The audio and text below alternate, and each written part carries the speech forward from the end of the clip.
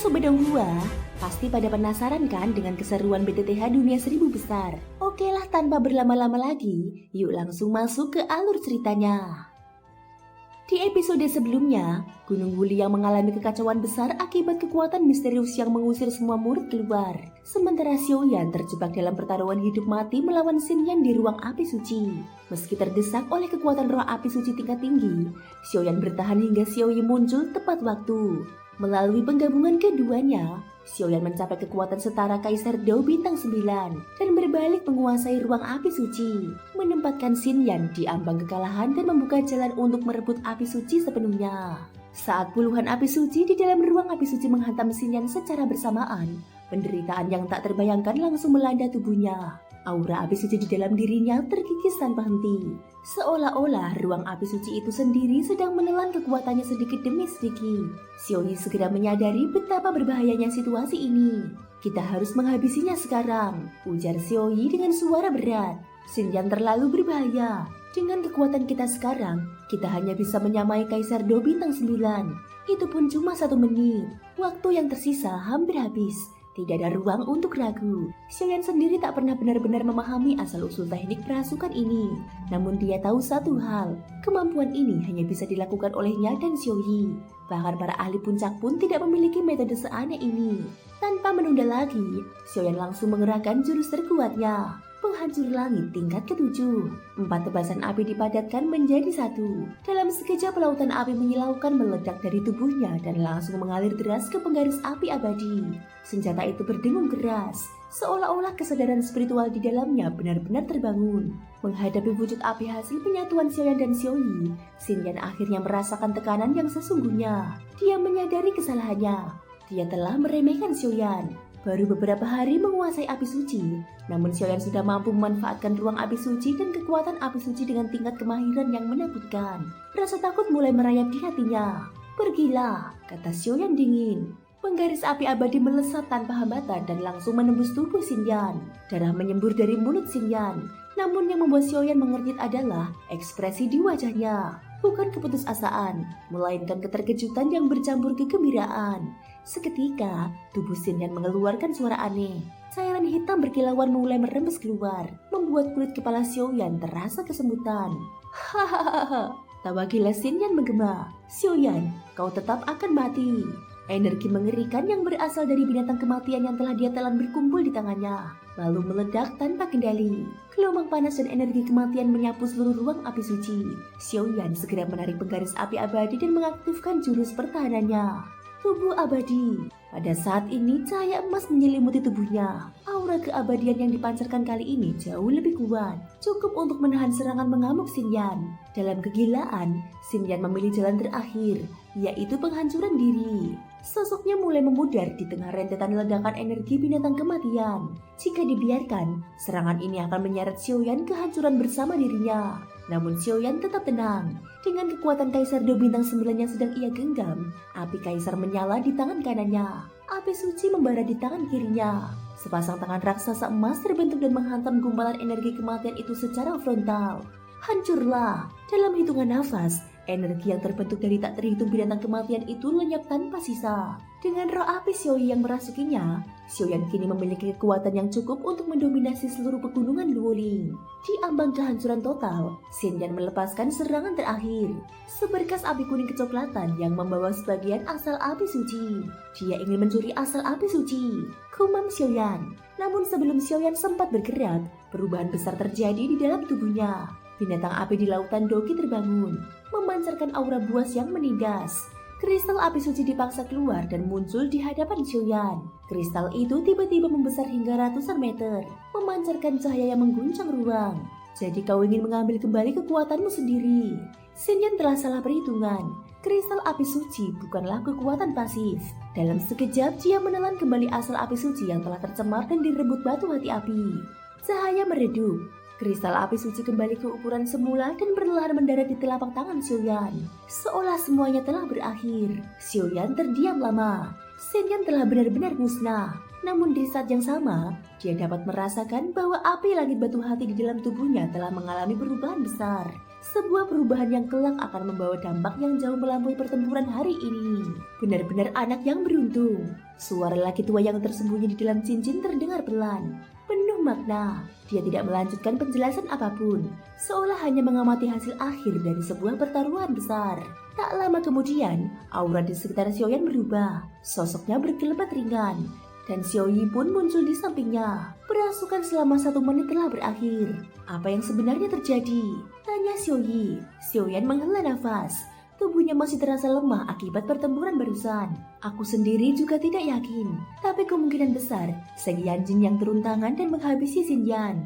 Seng Yanjing? Xiaoyi mengernyit. Bukankah dia selama ini selalu pasif? Xinyan dan api langit batu hati berasal dari sumber yang sama. Jawab Xiaoyan tenang. Jika terjadi benturan pada asal kekuatan, reaksi seperti ini bukanlah hal yang aneh. Xiaoyi mengangguk perlahan. Dia tahu betul betapa berbahayanya Xinyan. Jika 1 langkah saja meleset, hasilnya bisa jauh berbeda. Namun perhatian Xiaoyi segera tertuju pada sesuatu yang tidak biasa. Di dalam tubuh Xiaoyan, tampak cahaya samar berkelip. Cahaya yang sangat mirip dengan kristal api suci di tangan Xiaoyan. Kakak, ada yang tidak beres di tubuhmu. Xiaoyan juga merasakannya. Batu hati api sebelumnya telah menelan sebagian asal api suci, dan kini seluruh asal itu kembali. Namun apa dampaknya? Bahkan Xiaoyan sendiri belum bisa memastikannya. Aku harus menyesuaikan nafas terlebih dahulu, ujarnya. Tanpa menunda, Xiaoyan segera duduk bersila. Penggaris api abadi diletakkan di sampingnya, sementara kristal api suci di telapak tangannya mulai beresonansi dengan lautan doki di dalam tubuhnya. Getaran halus namun dalam mulai menyebar. Xiaoyi memilih berjaga di samping. Meski penyatuan barusan berhasil dan memberi lonjakan kekuatan besar, dia tetap merasa ada sesuatu yang kurang. Seakan perasukan kali ini belum sepenuhnya sempurna. Di dalam lautan doki, suasana jauh dari tenang. Binatang api membuka mata liarnya dan menatap tajam satu keberadaan asing yang telah lama mengganggu wilayahnya. Sejak api langit batu hati ditelan, keberadaan cahaya asing itu terus menetap di lautan doki, membuat binatang api merasa wilayahnya ternodai. Sebagai makhluk yang terbentuk dari kondensasi doki langit dan bumi, dia tidak mentoleransi penyusup. Namun anehnya, cahaya itu hanya meringkuk diam, tak bereaksi meski binatang api mengaum dan memancarkan tekanan. Di sekelilingnya, kristal api suci melayang tenang. Setiap kali secercah kekuatan api suci bocor keluar, binatang api langsung menelannya. Dan setiap kali itu terjadi, tubuhnya justru semakin memadat dan mengecil. Itu adalah tanda baik. Semakin kecil wujud binatang api, semakin dekat Xiaoyan dengan ranah Dewa Dao. Namun ketika kristal api suci keluar dari tubuh Xiaoyan, yang tersisa di lautan doki hanyalah cahaya asal api suci. Tatapan serakah muncul di mata binatang api, berniat menelannya. Akan tetapi cahaya itu hanya memancarkan nyala api samar, cukup untuk membuat binatang api berhenti. Nalurinya memperingatkan bahwa kekuatan ini bukan sesuatu yang bisa ditantang sembarangan. Penyatuan. Suara Xiaoyan bergema lembut. Dia mulai mengendalikan sumber api suci di dalam tubuhnya dan sumber kristal api suci di tangannya secara bersamaan. Keduanya langsung beresonansi, seakan saling memanggil. Sumber api suci meledak keluar dari lautan doki, sementara kristal api suci memancarkan cahaya menyilaukan. Begitu keduanya bersentuhan, gelombang panas dahsyat menyapu seluruh ruang api suci. Rasa perih menjalar hingga ke kulit kepala Xiaoyan. Meski berasal dari sumber yang sama, kekuatan api suci Xinyan telah tercemar. Penyatuan ini jauh lebih sulit dari yang dibayangkan. Di saat krusial, Xiaoyan mengaktifkan Fenju. Teknik kuno itu mulai beredar, dibantu api ilahi yang menstabilkan proses penyatuan. Perlahan namun pasti, api langit batu hati mulai menyatu kembali. Proses ini sangat lambat. Bahkan untuk sekedar menyatukan asal kekuatan, diperlukan waktu berhari-hari. Xiaoyan tidak terburu-buru. Dia menjaga ritme, mengendalikan doki dan kehendak pembakaran dengan stabil. Api suci adalah kekuatan api yang paling murni di dunia 1000 besar. Suara Xiaoyi terdengar pelan. Sebagian besar hanya berbentuk nyala api. Roh api suci hanyalah penjaga. Dia membuka mata sejenak, menatap Xiaoyan. Kakak, inilah api suci yang sesungguhnya. Setelah itu, Xiaoyi kembali berkultivasi. Kekuatan puncak Kaisar Do Bintang 8 sudah dia capai. Namun satu langkah terakhir menuju Bintang 9 selalu terasa mustahil. Dia berharap pengalaman kali ini akan membuka jalan. Saat penyatuan hampir selesai, tubuh Xiaoyan tiba-tiba bergetar hebat. Ranah jiwanya bergejolak liar. Tidak baik. Sebelum dia sempat bertindak, kekuatan dari api langit batu hati menghantam jiwanya. Seketika kesadarannya terlepas dari tubuh. Xiaoyi terbangun. Pemisahan jiwa. Namun dia menahan diri, memilih percaya pada Xiaoyan. Kegelapan menyelimuti segalanya. Tubuh jiwa Xiaoyan muncul di sebuah tempat lembab dan sunyi. Angin yin berhembus dingin. Di mana ini? Suara rantai bergesekan terdengar, disertai aliran air aneh. Di udara gelap, sesosok tubuh terbelenggu oleh rantai hitam pekat. Rambutnya panjang dan kusut, memancarkan aura penderitaan yang tak terukur. Namun ketika pandangan Xiaoyan tertuju ke bagian perut sosok itu, nafasnya tertahan. Di sana, denyut merah terang berkilau, seperti jantung. Aura yang dipancarkannya begitu familiar. Itu aura api suci. Di dalam ruang yang sepenuhnya gelap gulita, tepat di pusat sosok yang tubuhnya ditembus oleh rantai-rantai misterius, sebuah benda merah terang berdenyut perlahan. Denyutannya kuat, seperti jantung yang hidup. Namun saat ini tubuh jiwa Xiaoyan langsung menyadari bahwa benda itu bukan jantung biasa, melainkan sumber kekuatan api suci. Meski Xiaoyan hanya hadir dalam wujud tubuh jiwa yang terpisah dari raga, ia dapat merasakan dengan sangat jelas bahwa sosok di hadapannya memiliki aura yang sama persis sama dengan benih jiwa api suci yang pernah dia peroleh di hutan mayat Yin. Dengan kata lain, api suci di hadapannya adalah api suci yang sama dengan yang memberinya benih jiwa di hutan mayat Yin. Namun, keterkejutan singkat itu segera berubah menjadi kebingungan. Biasanya, api suci tidak akan melahirkan benih jiwa api suci, kecuali api suci itu pernah dikendalikan oleh rasyat asing atau oleh seseorang dengan niat jahat. Jangan-jangan api suci ini. Xiaoyan menatap sosok itu dengan seksama. Dia pun menyadari bahwa di tubuh sosok tersebut mengalir kabut hitam yang menyeramkan dan jahat. Jika bukan karena kekuatan api suci merah terang yang melindungi bagian jantungnya, tubuh itu pasti sudah lama terkikis hingga hancur. Benda tua Suan, selama bertahun-tahun ini Anda telah bersusah payah menjaga tempat ini. Yang mulia sangat merindukan Anda. Tidak jauh dari Xiaoyan, dua sosok perlahan muncul. Salah satunya tidak asing bagi Xiaoyan, dialah Wenxi, guru nasional kerajaan Xuanling saat ini.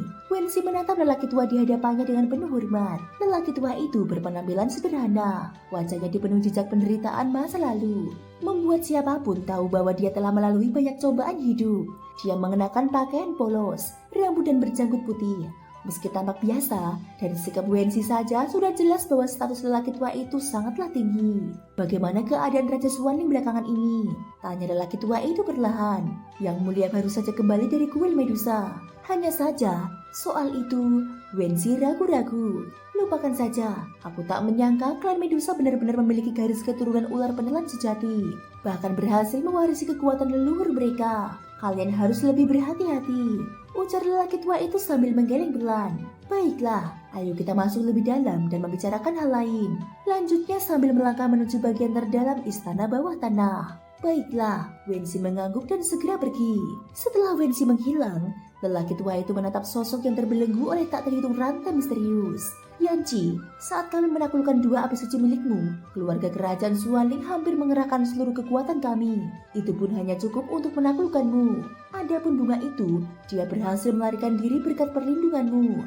Namun aku yakin, cepat atau lambat, dia akan kembali. Selama bertahun-tahun ini, kau harus melawan dengan kekuatan api suci. Tapi kami telah bekerja sama dengan dunia arwah. Sepertinya kekuatan api suci dalam tubuhmu tak akan bertahan lama. Dan saat itu, akan menjadi hari pengorbananmu. Hahaha. Tawa menggelegar lelaki tua itu bergema di ruang gelap tersebut. Mata sosok yang terikat rantai itu tiba-tiba menghitam, seolah pikirannya dikendalikan oleh kekuatan asing. Namun, jantung api suci merah terang itu berdenyut beberapa kali, dan matanya kembali jernih.